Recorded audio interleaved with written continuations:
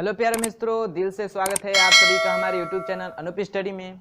तो दोस्तों, आज की वीडियो में हम शुरू करने वाले लेसन नंबर 10, जिसका नाम है पदार्थ का अणुगति सिद्धांत।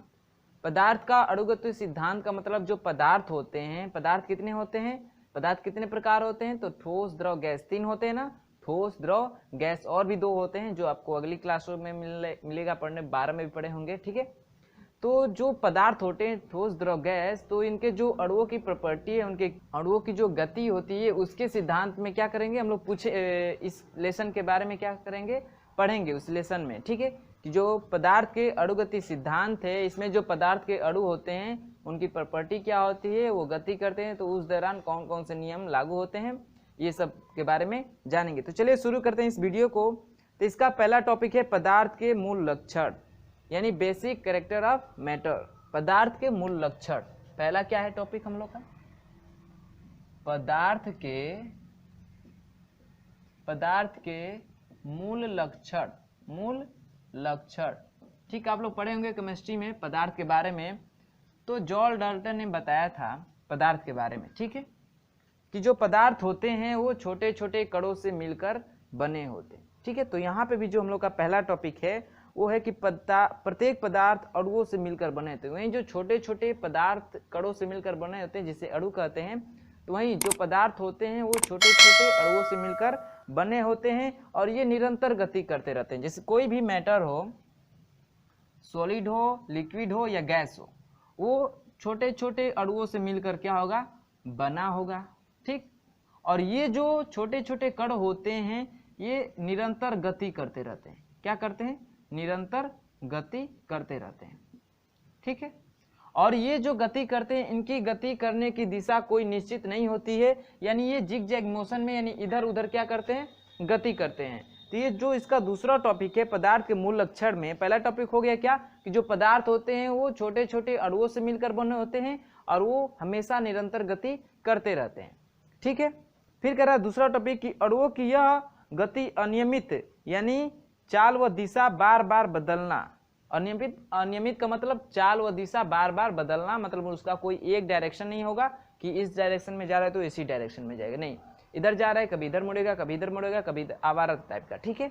तो ये जो इनकी गति होती है पदार्थों की, वो आवारा टाइप की होती है, यानी इधर उधर की गति करते हैं। फिर कह रहा है कि अणुओं की इस गति को आणविक प्रक्षोभ कहते हैं। और ये जो छोटे छोटे अणु हैं जो ये गति कर रहे हैं, इस गति को हम लोग क्या बोलते हैं, तो आणविक प्रक्षोभ कहते हैं। यानी जो ये कण इधर गति कर रहा है, किधर कर रहा है, यानी जो इसकी दिशा इधर उधर है, इसकी गति को, यानी जो अणुओं की गति है, इसको बोलते हैं क्या, इस गति को बोलते हैं आणविक ऐसे आणविक प्रक्षोभ बोलते हैं। क्या बोलते हैं, आणविक प्रक्षोभ। इतना समझ में आया, इतना क्लियर है। तो चलिए देखिए अगला टॉपिक क्या कर रहा है कि पदार्थ के अंदर किन्हीं दो निकटवर्ती अणुओं के बीच में जो रिक्त स्थान होता है उसे अंतरा आणविक स्थान कहते हैं। यानी ये जो मैटर बना है छोटे छोटे कणों से, तो मान लीजिए ये जो अणु है और ये एक कण है, इसके बीच की, यानी जो निकटतम कण होंगे उसके बीच की जो डिस्टेंस है, मान लीजिए एक्स वाई जेड कुछ भी हो, तो इस दूरी को बोलते हैं क्या, अंतरा आणविक स्थान बोलते हैं, ठीक है। यानी जो दो कणों के बीच में जो रिक्त स्थान होता है या दूरी होती है, उसे क्या बोलते हैं, अंतरा आणविक स्थान बोलते हैं। क्या बोलते हैं, अंतरा आणविक स्थान। और पदार्थ के अणुओं के बीच एक बल कार्य करता है जिसे अंतरा आणविक बल कहते हैं। और इन्हीं, ये जो बीच का दूरी हो गया अंतरा आणविक स्थान, और इन्हीं दो कणों के बीच एक बल कार्य करता है। क्या करता है, एक बल कार्य करता है, और इसके बीच जो बल कार्य करता है उस बल को कहते हैं क्या, अंतरा आणविक बल। यानी इसके बीच की रिक्त स्थान को क्या बोलते हैं, अंतरा आणविक स्थान, और इसके बीच जो बल लगेगा उसे क्या बोल देंगे, अंतरा आणविक बल। और ये जो बल होता है ये क्या होता है, विद्युतीय होता है। क्या होता है, विद्युतीय होता है, विद्युतीय होता है, ठीक है। ये जो बल होता है ये क्या होता है, विद्युतीय होता है। तो ये है हम लोग के पदार्थ के मूल लक्षण।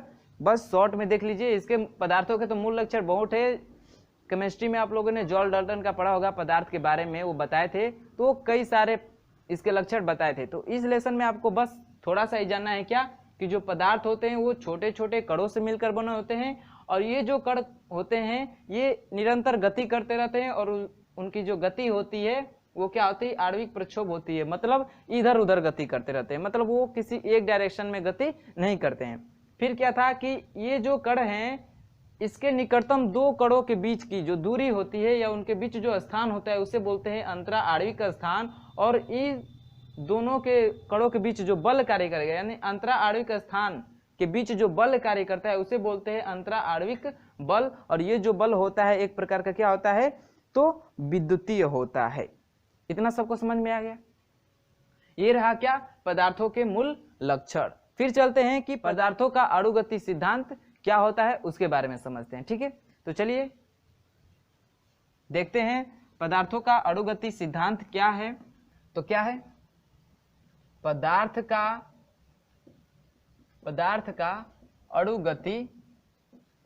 अणुगति सिद्धांत। ठीक है, जो हम लोग का लेसन का नाम है पदार्थ का अणुगति सिद्धांत। देखिए जितने भी पदार्थ हैं, पदार्थ यानी ठोस द्रव गैस, इन जो पदार्थ है इनके लिए एक अणुगति मॉडल तैयार किया गया है। क्या किया, जैसे ठोस के लिए अलग अणुगति मॉडल तैयार किया गया, गैस के लिए अलग मॉडल अणुगति तैयार किया गया, फिर वैसे ही द्रव के लिए भी अलग अणुगति मॉडल तैयार किया गया। तो इस अणुगति सिद्धांत को समझने के लिए पदार्थों के लिए, तो पदार्थ को जिस डिवाइड में बांटा गया, जिस पार्ट में, जैसे ठोस द्रव गैस, तो उसका अलग अलग अणुगति सिद्धांत क्या किया गया, अध्ययन किया गया। तो चलिए हम लोग भी वैसे अध्ययन करेंगे। तो इसमें हम लोग सबसे पहले करेंगे गैसों का अणुगति मॉडल, यानी जो गैस हैं, पदार्थ के तीन पार्ट होते हैं, क्या, ठोस द्रव गैस। तो उसमें से हम लोग पहला पढ़ेंगे क्या, गैस के अणुगति सिद्धांत। जैसे अणुगति पदार्थों का अणुगति सिद्धांत पढ़ रहे हैं तो सबसे पहले उसमें पढ़ेंगे हम लोग गैस का अणुगति सिद्धांत, यानी गैस का अणुगति सिद्धांत या मॉडल पढ़ेंगे, अणुगति सिद्धांत। ठीक है, गैस का अणुगति सिद्धांत पढ़ रहे हैं। तो देखिए गैस का अणुगति सिद्धांत में कि उसके जो कण हैं उनकी क्या प्रॉपर्टी होती है।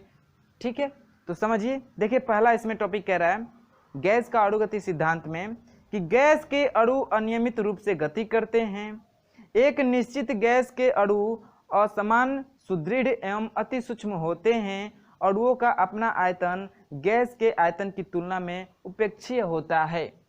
यानी ये जो गैस का अणुगति सिद्धांत है इसमें पहला टॉपिक बताया गया कि जो गैस के अणु होते हैं वो क्या करते हैं, निरंतर गति करते रहते हैं। वो भी कैसे, जिगजैग मोशन में, इधर उधर क्या करते हैं, गति करते हैं। जैसे पदार्थ के कण क्या कर रहे थे, गति कर रहे थे। यानी मान लीजिए यही कोई गैस है, ठीक है, ऐसे कोई गैस है, इसमें जो कण हैं इस गैस के वो भी क्या करते हैं, अनियमित रूप से क्या करते हैं, गति करते रहते हैं। यानी इसका भी कोई दिशा निश्चित नहीं होती है, इधर उधर क्या करते हैं, गति करते रहते हैं।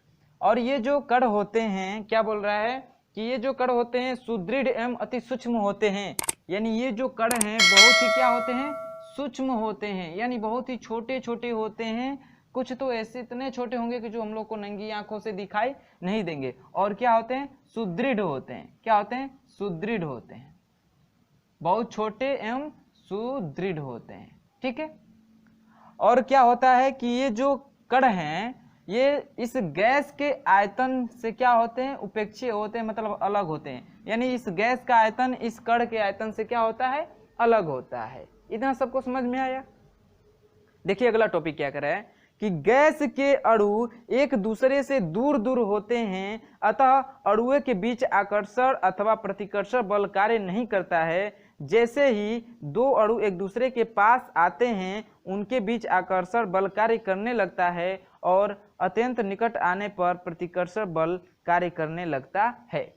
समझिएगा क्या करें कि ये जो कण है, इसमें का जो दूसरा टॉपिक है, कह रहा है कि ये जो कण है गैस के, ये क्या होते हैं, तो जब बहुत दूर दूर होते हैं, गैस के जो कण होते हैं बहुत दूर दूर होते हैं, इसलिए क्या होता है, उड़ता है। द्रव का थोड़ा इससे पास होता है तो वो बहता है, और ठोस का एकदम पास पास रहता है तो वो स्थिर रहता है।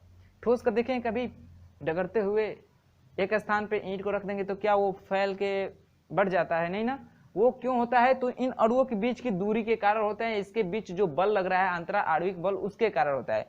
तो ये जो गैस होते हैं इसके कण जो अणु हैं छोटे छोटे, ये क्या होते हैं? बहुत दूर दूर होते हैं, जिसके कारण इनके बीच जो आकर्षण और प्रतिकर्षण बल लगता है वो क्या होता है? कम कार्य करता है। और जैसे जैसे इस कणों की दूरी को कम करते हैं आकर्षण बल क्या होता है? बढ़ता जाता है। जैसे मान लीजिए कण यहाँ पे है तो इनके बीच जो आकर्षण बल कार्य करेगा, जो आकर्षण या प्रतिकर्षण जो भी बल कार्य करेगा वो क्या करेगा? थोड़ा कम काम करेगा। क्या करेगा? कम काम करेगा। और जैसे इसकी दूरी को बढ़ाकर मान लीजिए यहाँ पे कर दिए इस कण को, तो इसके बीच की दूरी जो कम किए, इसका मतलब जो आकर्षण का मान होगा थोड़ा क्या होगा?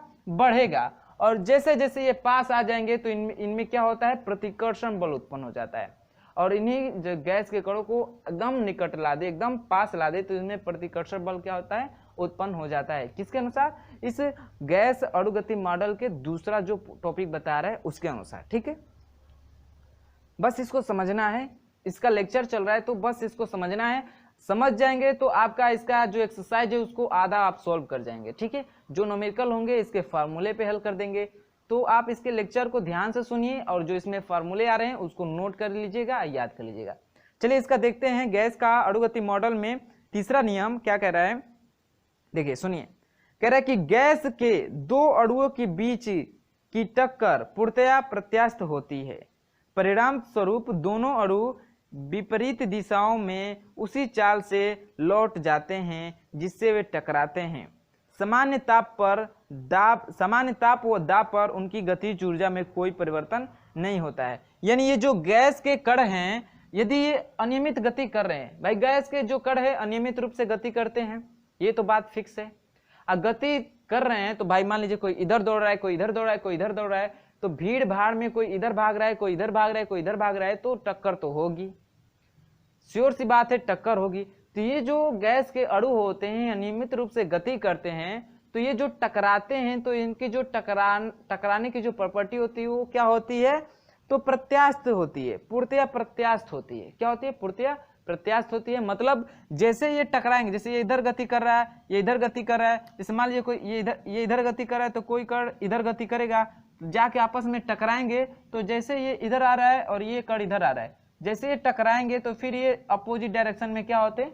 दूर हटने लगते हैं। प्रत्यास्थता का मतलब है प्रत्यास्थ होते हैं, यानी इनकी जो टक्कर होती है प्रत्यास्थ होती है, टकराती है फिर दूर चले जाते हैं। ऐसे टकराते आप लोग देखेंगे जैसे किसी किनारे से, मतलब किनारा नहीं, जैसे मान लीजिए घर में है कोई होल है तो उससे प्रकाश निकलता है सूर्य का, तो उसमें देखे होंगे कण इधर उधर गति करते रहते हैं। वो क्या होते हैं? टकराते हैं, इधर उधर भागते हैं, वो टकराते हैं फिर भागते हैं, ऐसे करते हैं। ठीक है, जो उनकी गति होती है वो क्या होती है? अनियमित होती है। इतना क्लियर है? तो इसी के परिणाम स्वरूप, यानी जो प्रत्यास्थ होता है इसके परिणाम स्वरूप क्या होता है? जब टक्कर होता है तो ये पुनः टकराने के बाद अपनी अवस्था में जाने यानी दूर दूर हटने लगते हैं। ठीक है, प्रत्यास्थ होने के कारण। फिर क्या करें कि सामान्य ताप व दाब पर उनकी गतिज ऊर्जा में कोई परिवर्तन नहीं होता है। यानी जो भी गैस है इस पे यदि ताप और दाब की मात्रा समान रखें, यानी उसको सामान्य ताप और दाब पर जो गैस के अणु होते हैं उनकी गतिज ऊर्जा में कोई परिवर्तन नहीं होता है। क्या होता है? इनकी गतिज ऊर्जा में कोई परिवर्तन नहीं होता है। यानी 3 टॉपिक हम लोग को क्लियर कर लिए।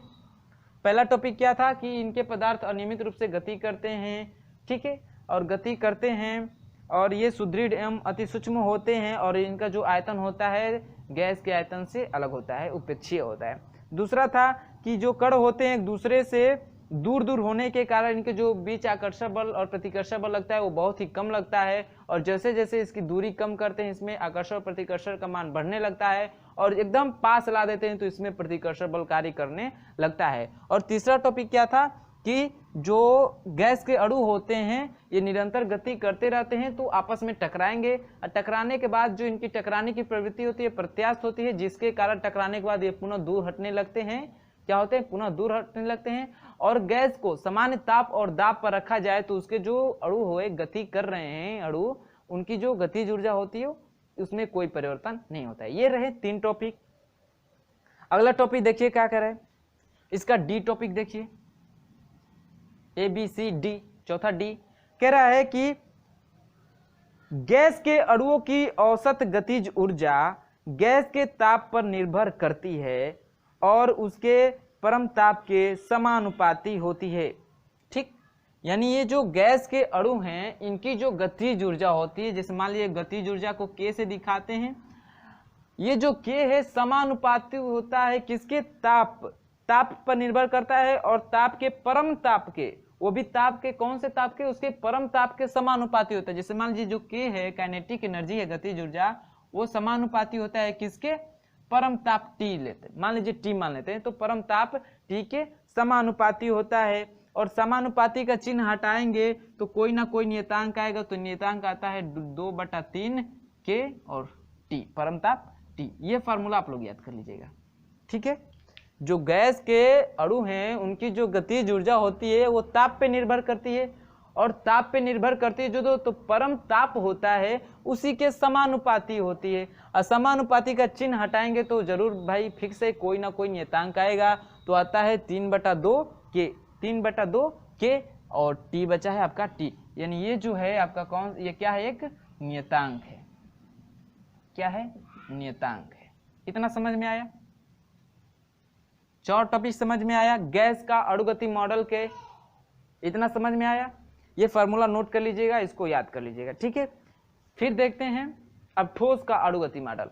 ये गैस का हो गया। गैस का अणुगति मॉडल में 1 2 3 4 पॉइंट थे, चारों पॉइंट सबको क्लियर है, सबको क्लियर है।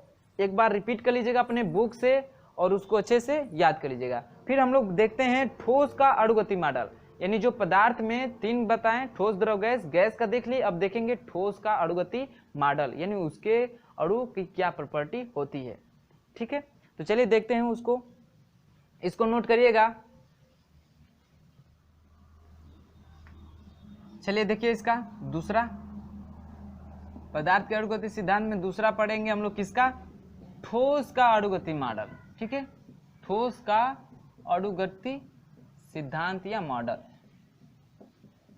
ठीक, ठोस का, ठोस मतलब जिसका आयतन व आकार क्या होता है, निश्चित होता है, यही होता है ना ठोस। और गैस का क्या होता है, दोनों अनिश्चित होते हैं। यानी जो ठोस होता है जिसका आयतन व आकार निश्चित होता है उसे ठोस कहते हैं, और गैस किसे कहते हैं, जिसका आयतन व आकार दोनों ही अनिश्चित होता है उसे क्या कहते हैं, गैस कहते हैं।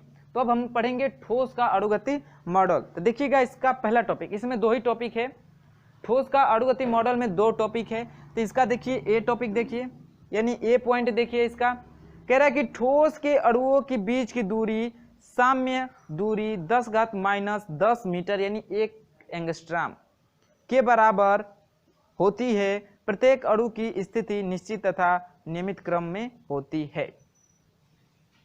यानी जो भी ठोस होते हैं, क्या होते हैं, जो ठोस होते हैं, ठीक है, ये ठोस है एक।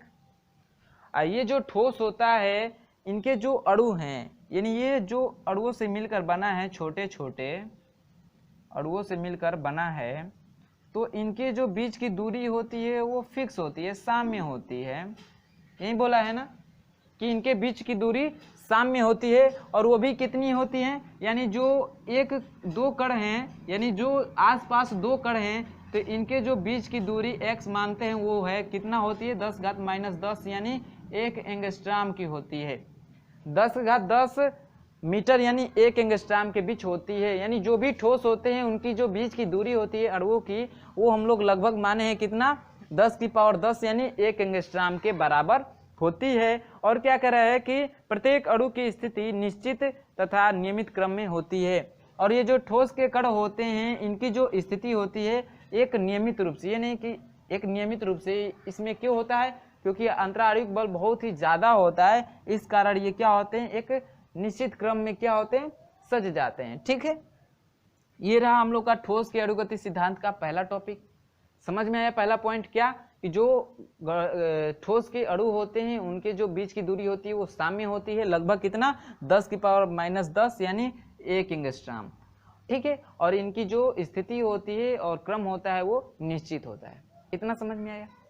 फिर दूसरा कह रहा है, इसका बी पॉइंट कह रहा है कि जो ठोस को गर्म करने से उनके अणुओं के दोलनों का आयतन बढ़ जाता है, जिससे उनके मध्य अंतरा आणविक दूरी बढ़ जाती है। इस प्रकार ठोस का प्रसार होता है। बात समझिएगा। जैसे ये ठोस है, इसको ताप देना शुरू कर रहे हैं हम लोग, ठीक है। क्या किए? ताप देना शुरू करेंगे तो जैसे ही भाई कोई भी पदार्थ हो, जैसे उसमें टेम्परेचर बढ़ाएंगे तो उसकी गतिज ऊर्जा बढ़ेगी। अभी पढ़े पिछले गैस के अणुगति मॉडल में। तो इस ठोस को जैसे ताप देते हैं तो इसके जो कण हैं गति करेंगे भाई। गति करेंगे तो इसका मतलब इनके बीच की जो दूरी है, अंतरा आणविक स्थान है, वो बढ़ेगा। अब बढ़ेगा तो उसका आंतरिक आणविक स्थान जो अंतरा आणविक स्थान में जो बल कार्य कर रहा है, अंतरा आणविक बल, उसका मान क्या होता है? कम होने लगता है। और जैसे ही कम होने लगेगा तो ये कण क्या होंगे? धीरे धीरे अब गति करना शुरू करेंगे। गति करेंगे तो इनमें क्या होता है? थोड़ा फैलाव हो जाता है, प्रसार हो जाता है, ठीक है। जैसे इसको गति किए, अभी मान लीजिए ये 2 सेंटीमीटर का था, 2 सेंटीमीटर का था। जैसे इसको ताप देते हैं, ठीक है, जैसे ताप देते हैं तो इसके अणुओं की गतिज ऊर्जा में वृद्धि होती है, जिसके कारण अंतरा आणविक जो बल होता है, अंतरा आणविक बल होता है, वो क्या होता है? कम होने लगता है। क्या होता है? कम होने लगता है। और इस ठोस में धीरे धीरे क्या होने लगता है? प्रसार होने लगता है। जैसे देखे होंगे आप लोग, लोहे को गर्म करते हैं और गर्म करके हथौड़े से मारते हैं तो उनमें प्रसार होता है। और ऐसे भी देखे होंगे, यदि गर्म करेंगे तो उनमें क्या होता है? प्रसार होकर वो थोड़ा मोड़ा बढ़ जाते हैं। जैसे रेल की पटरियों को आप लोगों ने पढ़ा होगा कि उनके बीच गैप छोड़ा जाता है। क्यों भाई? गर्मी के दिनों में उष्मा मिलता है, तो उष्मा मिलेगा, हीट मिलेगी, तो जो उनके अणुओं की गतिज ऊर्जा होगी उसमें वृद्धि होगी। दूर थोड़ा हटेंगे, अंतरा आणविक बल कम लगेगा, तो उनमें क्या होना शुरू हो जाएगा? प्रसार होने जाएगा। यदि उनके बीच गैप न रखा जाए तो वो टेढ़ी मेढ़ी हो जाएंगी, इसलिए जो पटरियां होती हैं उनके बीच गैप रखा जाता है। इतनी बात समझ में आई? तो ठोस के अणुगति मॉडल से रहे ये 2 टॉपिक, ए और बी। क्या? जो ठोस होता है उनके जो कण होते हैं उनके बीच की दूरी साम्य होती है, वो भी लगभग 10⁻⁻10 मीटर यानी 1 एंगस्ट्रॉम के बराबर होती है, और इनकी जो स्थिति या क्रम होता है वो निश्चित होता है। दूसरा, यदि ठोस को गर्म करेंगे तो इनके अणुओं की गतिज ऊर्जा में क्या होगी? वृद्धि होगी, जिसके कारण इनके बीच की दूरी बढ़ जाती है, अंतरा आणविक बल कम हो जाता है और ठोस में प्रसार होना शुरू हो जाता है। ये बात रही 2 किससे? ठोस के अणुगति सिद्धांत से। इतना समझ में आया? चलिए अगला पढ़ते हैं, द्रव का अणुगति मॉडल। क्या? द्रव का अणुगति मॉडल। अब देख ले, द्रव के कण भाई क्या करते हैं? उनमें ताप देंगे तो वो कैसे होंगे, या उनको ठंडा करेंगे तो क्या होंगे, ठीक है। तो चलिए देखते हैं अब क्या? द्रव का अणुगति मॉडल। द्रव का अणुगति मॉडल, जैसे मान लीजिए कोई द्रव होगा लिक्विड टाइप का, ऐसे ही होगा ना, ऐसे। ये क्या है? हम लोग का द्रव है। अब इसका अणुगति मॉडल पढ़ रहे हैं, तो सुनिएगा, इसमें 4 टॉपिक हैं। पहला टॉपिक कह रहा है, देखिए, द्रव के अणुओं के मध्य अंतरा आणविक दूरी गैस के अणुओं से कम व ठोस के अणुओं से अधिक है। द्रव के 2 अणुओं के बीच आकर्षण बल गैस के अणुओं से अधिक लेकिन ठोस के अणुओं से कम होता है। बात वही है। क्या बात वही है भाई? देखिए, जब गैस पड़े थे, यानी जो गैस था उसके अणुओं के बीच की दूरी बहुत दूर दूर थी। फिर हम लोग ठोस पढ़े तो ठोस था, उसके अणुओं के बीच की दूरी क्या थी? थोड़ी नजदीक नजदीक थी। अब जो गैस पढ़ेंगे, इसके जो अणु होते हैं, गैस के जो बीच की दूरी होती है इससे थोड़ा कम और इससे थोड़ा ज्यादा होती है, मतलब मीडियम में होती है, ऐसे ऐसे होती है। गैस के अणु हैं, समझ में आया? तो वही कह रहा है कि जो गैस के जो द्रव के अणु होते हैं, वो उनके बीच की जो दूरी होती है गैस के अणुओं के बीच की दूरी की तुलना में कम, तथा ठोस के अणुओं के बीच की दूरी की तुलना में क्या होती है? ज्यादा होती है। क्या? इनके जो बीच की दूरी है, यानी ये जो ठोस के द्रव के बीच की दूरी x मान रहे हैं, इनकी जो दूरी होती है वो लेस देन होती है किससे? कम होती है किससे? गैस से, और ज्यादा होती है किससे? ठोस से। ये बात रखना ध्यान। ठोस की जो बीच की दूरी होती है उससे ज्यादा होती है द्रव की, और गैस के अणुओं के बीच की दूरी होती है उससे कम होती है। ये बात समझ में आ गई? इसके बीच जो बल कार्य करता है, यानी इन दोनों के बीच जो बल कार्य कर रहा है, मान लीजिए F कार्य कर रहा है, तो उसका जो मान होता है क्या होता है, ठोस से कम होता है। भाई ठोस में अंतराणविक बल ज्यादा कार्य करता है और द्रव से गैसों से ज्यादा होता है, यानी गैसों में कम कार्य करता है, तो द्रव में गैस की अपेक्षा आंतरिक आणविक बल क्या होता है, ज्यादा काम करता है, लेकिन ठोस की अपेक्षा क्या करता है, कम कार्य करता है, लेस देन ग्रेटर देन। जो बल है अंतराणविक बल ठोस की अपेक्षा कम होता है, गैस की अपेक्षा ज्यादा होता है। ये बातें समझ में आई। ये रहा इसका क्या, पहला टॉपिक। इसका दूसरा टॉपिक देखिए, दूसरा पॉइंट समझिए। कह रहा है कि जो द्रव के अणुओं की ऊर्जा गैस के अणुओं की ऊर्जा से कम लेकिन ठोस के अणुओं से अधिक होती है। यही कारण है कि द्रव के अणु एक दूसरे के आकर्षण क्षेत्र से बंधे नहीं रह पाते हैं और द्रव के अंदर अनियमित गति करते रहते हैं। समझिएगा इस बात को। कह रहा है कि जो द्रव के अणुओं की ऊर्जा होती है वो गैस के अणुओं से कम होती है। जाहिर सी बात है भाई, गैस के जो अणु होते हैं इनमें ऊर्जा ज्यादा होती है, इस कारण ये बहुत तेजी से गति करते हैं, जैसे उड़ने लगते हैं, ऊर्जा ज्यादा होने के कारण। ठोस के जो अणु होते हैं इनके पास बहुत कम ऊर्जा होती है, जिसके कारण ये क्या होते हैं, स्थिर रहते हैं, अंतराणविक स्थान के कारण बंधे रहते हैं। ठीक, इनमें अंतराणविक बल जो होता है कम कार्य करता है, जिससे इनकी गतिज ऊर्जा ज्यादा होती है और ये उड़ सकते हैं। लेकिन जो द्रव होता है उसके जो ये जो द्रव है इसके जो ऊर्जा होती है, ऊर्जा की बात करें तो इसकी जो ऊर्जा होती है अधिक होती है किससे, ठोस से, और कम होती है किससे, गैस से। यानी गैस के जो अणुओं के बीच की कम होती है, यानी गैस ज्यादा होता है। यानी जो गैस की ऊर्जा होती है वो द्रव की अपेक्षा क्या होती है, ज्यादा होती है, और ठोस की अपेक्षा ये द्रव की ऊर्जा क्या होती है, ज्यादा होती है। समझ में आ रहा है। यानी जो ठोस की ऊर्जा होती है कम होती है किससे, द्रव की ऊर्जा से, और जो गैस की ऊर्जा होती है वो ज्यादा होती है किससे, द्रव की ऊर्जा से। ये बात है, ठीक है, इतना समझ में आया। और यही कारण है कि द्रव के अणु एक दूसरे के आकर्षण के क्षेत्र में बंधे नहीं रहते हैं, और यही कारण है कि जो द्रव के भी अणु होते हैं वो गैस की तरह ही अपने आकर्षण क्षेत्र में, यानी जो उस पर अंतराणविक स्थान बल कार्य करता है वो ठोस की अपेक्षा बहुत ही कम कार्य करता है, यानी नगण्य काम करता है। और इसी कारण ये जो द्रव के कण होते हैं ये भी इसी के द्रव में ही अनियमित गति क्या करते हैं, करते रहते हैं। ठीक है, कोई इधर भागेगा, कोई इधर भागेगा, कोई इधर भागेगा, कोई इधर भागेगा, इधर उधर गति करेंगे। इतना समझ में आया। किस कारण, जो इनके बीच की ऊर्जा होती है ठोस की अपेक्षा ज्यादा होती है और गैस की अपेक्षा कम होती है, और इनके बीच जो अंतराणविक बल होता है वो ठोस की अपेक्षा बहुत कम कार्य करता है, जिसके कारण इनके जो कण होते हैं द्रव के अंदर ही इधर उधर की गति करते रहते हैं। इतना समझ में आया, इतना समझ में आया। दो टॉपिक अनियमित रूप से गति करते रहते हैं। अब तीसरा टॉपिक समझिएगा इसी का, सी टॉपिक समझिए। कह रहा है कि जो द्रव में उसके अणुओं की स्थिति निश्चित नहीं होती है। ठोस में क्या होती थी, इसकी निश्चित होती थी अणुओं की क्रम, गैस में भी ये निश्चित नहीं होती है, इसीलिए कहते हैं ना इसका आयतन निश्चित और निश्चित ऐसे बोलते हैं। तो उसी प्रकार जो द्रव के कण होते हैं इनका भी जो स्थिति होती है वो निश्चित नहीं होती है। यानी जो कण हैं इनकी स्थिति, कण की स्थिति क्या होती है, अनिश्चित होती है। क्या होती है, अनिश्चित होती है। इतना समझ में आया। फिर चौथा टॉपिक देखिए, डी कह रहा है कि जो द्रव का आयतन होता है निश्चित होता है लेकिन उसका आकार अनिश्चित होता है। मैंने पहले ही बता दिया, यहाँ पे भी नहीं, यहाँ पे नहीं बताया है।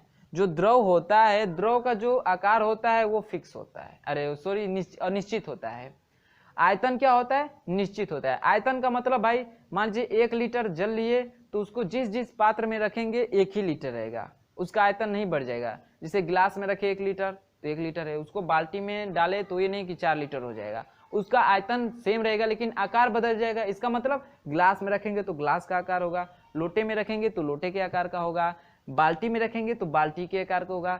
तो इसका लास्ट टॉपिक यही कह रहा है कि जो इसका आकार होता है, द्रव का आकार होता है वो क्या होता है, अनिश्चित होता है। क्या होता है, अनिश्चित होता है।